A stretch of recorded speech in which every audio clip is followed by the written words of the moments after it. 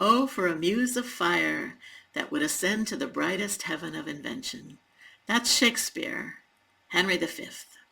But what were Shakespeare's muses? Shakespeare took his inspiration from all sorts of sources, but one of his favorites was Boccaccio's Decameron. And here's a story from the second day, the ninth story of the Decameron, that Shakespeare used as one of his inspirations for his play Cymbeline.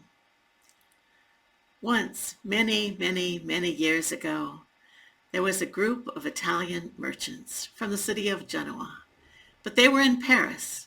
They were buying and selling and trading and making deals, and every day after the business was concluded, they would gather at a restaurant where the food was excellent, the wine was abundant, beautiful women were available. It was always a good time. But one evening the talk turned to their wives. "What do you suppose our wives are doing?" said one of the merchants. And another one said, "Who cares? We know what we're doing. Our wives are probably doing the same." But one of the men, Bernabo, objected. He said, "Not my wife." "Well, what's so special about your wife?" they asked. "She's beautiful." "Yes, and?" "Well, she's very skilled. She's as skilled as horsemanship as anyone, and archery, no one can top her in archery. But besides that, she is wise, she is intelligent, she is clever, and she is faithful." At this, there is great laughter. "No woman is faithful." "My wife is," says Bernabo. But one of the men, Ambroglio, who fancies himself quite a ladies' man, he objects. "No woman can resist my charms," he says. "My wife can and would." "I don't think so," says Ambroglio. "Why, I could seduce your wife like that." Bernabo says, "You can't. If you can, and you can bring me proof of her infidelity, I'll pay you 1,000 florins. Well, Ambroglio counters.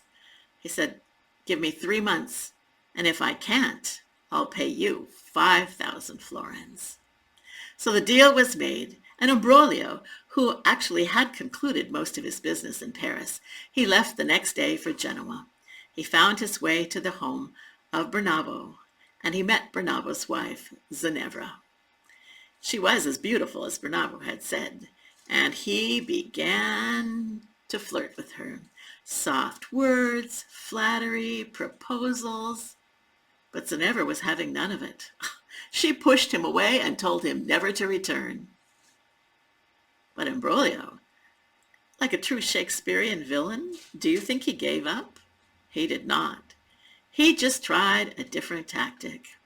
He made friends with one of Zenevra's maids, and after getting in good with her, he asked her for a favor. He said that Bernabo had wanted to send some things to his wife, a large chest full of various goods that he'd acquired in Paris. And since the goods were for Zenevra, he wanted the chest to be delivered to her bedchamber. But he didn't want it opened because he would open it when he returned. Well, the maid agreed, and so the next day there was a large chest that was delivered right to Zenevra's bedchamber. That night, after dark, when Zenevra was fast asleep, the lid on that chest opened, and what it contained was Ambroglio. He jumped out of the chest, and he began to look around the room, noticing details that I need to bring back to Bernabo, some evidence that I have been here and that I have seduced his wife. Well, he picked up an embroidered handkerchief and he put it in his pocket. Not good enough. He looked around, and there on the dressing table were several pieces of Zenevra's jewelry, a couple of necklaces, several bracelets, a few rings. He pocketed those. Then he thought, no, I need something more intimate. And he looked over at Zenevra. She was lying on the bed, and she was as beautiful as Bernabo had claimed. And lying there on a warm evening, she had kicked off most of the bed covers, and she was somewhat exposed. Well, Ambrogio looked her over and noticed she had a small mole beneath her left breast. That will do it, he thought, and he climbed back in the chest. The next day, he had sent another message to Zenevra's maid, saying, Bernabo had thought of a different way to approach the whole chest full of items thing, and so that chest was to be removed. And it was, that morning. Well, at this point, Ambroglio went back to Paris, where he was welcomed that evening by the merchants who were still eating and drinking and bragging.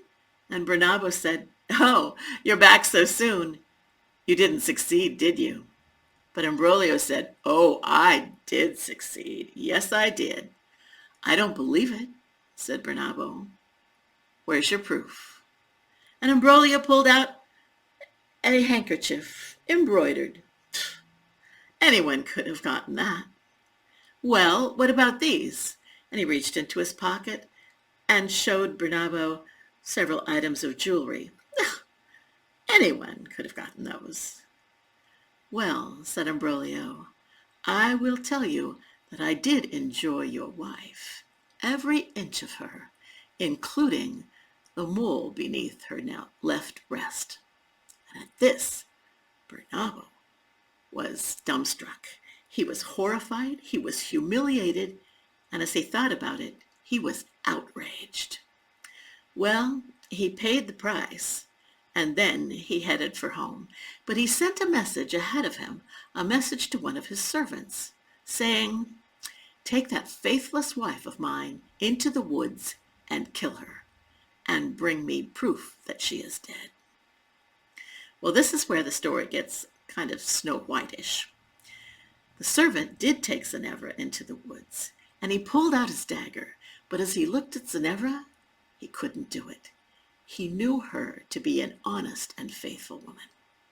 So he put down the dagger, and he said, "Flee as far and as fast as you can. I'll think of something." And of course, what he thought of was using that dagger on an unlucky passing antelope, which he killed, soaking Zenevra's cloak, which she'd left behind, in the antelope's blood, and taking it back in case he needed proof that he had done what Bernabo had instructed. Well, as for Zenevra, she did flee far and fast, and she disguised herself as a boy. This happens a lot in Shakespeare, and it usually works out quite well. So, looking like a young lad, she made her way to the coast, where she signed on with a Catalan sailing ship as a cabin boy. And in time, she arrived in the port of Alexandria. She left the ship and got a job as a servant. But she did her work so well, so capably, that she was promoted again and again, and finally she became one of the Sultan's chief advisors.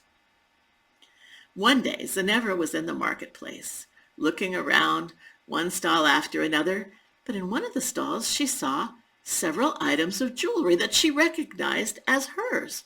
They'd gone missing. No one knew who had taken them. But now she had an idea.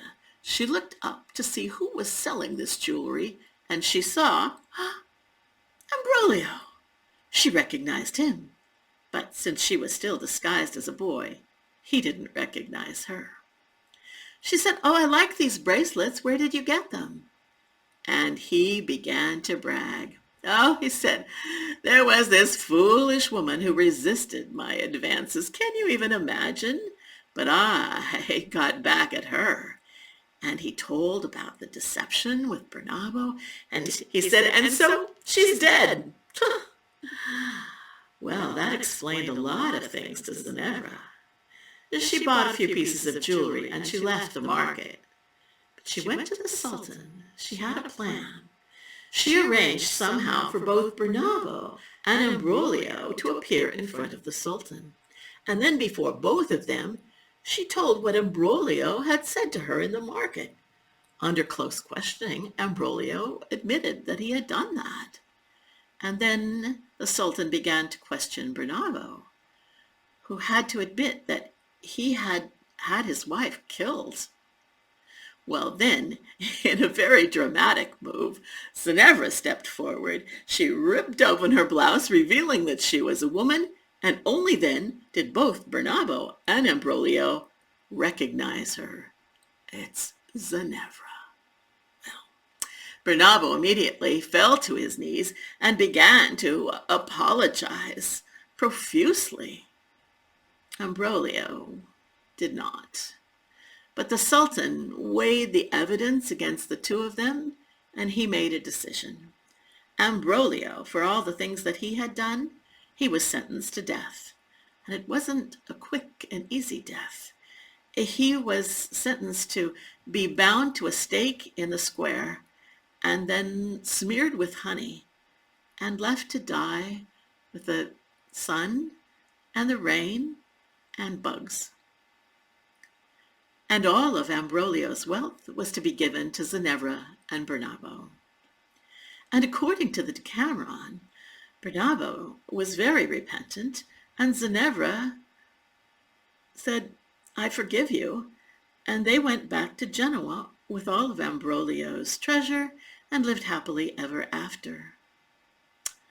That does not ring true to me. I like this alternate ending. Zenevra said, "Well, I don't wish you any harm exactly, but I'm not coming back to live with you. I'll take my half of the treasure and begin a new life." And so she did. She took her half of the treasure and she moved to Florence, where she was able to buy a very nice house with a beautiful garden, and she took up painting, something that she'd loved in her youth. She became apprenticed to a famous artist who, after only a few months, had to agree that Zenevra had actually eclipsed him in her skill. Zenevra found new friends and new love, and she was often in her garden painting portraits of her friends, painting still lifes of the fruit and the flowers in the garden, and living happily ever after.